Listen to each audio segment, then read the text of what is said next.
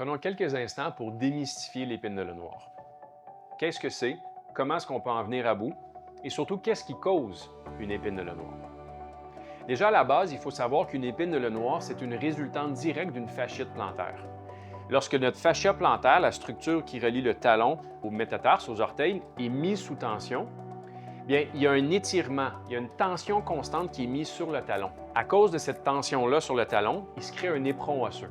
Et ce petit éperon osseux-là crée cette douleur associée à l'épine de l'eau noire. Cette douleur-là vive au niveau du talon. Bien, souvent, les problèmes mécaniques vont être la cause de cet étirement-là du fascia et de cette tension-là sur le talon. Donc, certains patients vont avoir un pied un peu plus creux, un peu plus plat, une déviation vers l'intérieur et l'extérieur. Et lorsqu'on fait un bilan biomécanique par votre orthésiste, on va être capable de valider comment corriger le pied, supporter le fascia, entre autres grâce à une orthèse plantaire, pour réduire le stress sur le fascia. La position debout, la marche active, des impacts sur le talon peuvent tous être des causes d'épine de l'eau noire. Comment est-ce qu'on peut réduire les symptômes de l'épine de l'eau noire? Bien déjà, il faut corriger la composante mécanique.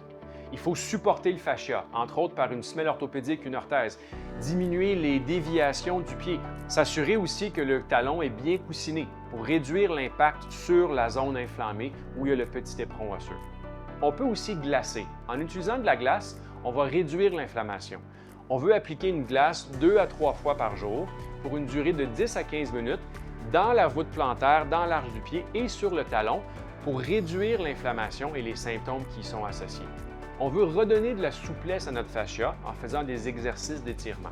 Donc, il y a des étirements du fascia qui vont permettre aussi de réduire les symptômes. On veut également utiliser des chaussures qui sont absorbantes au niveau des talons et qui sont stables.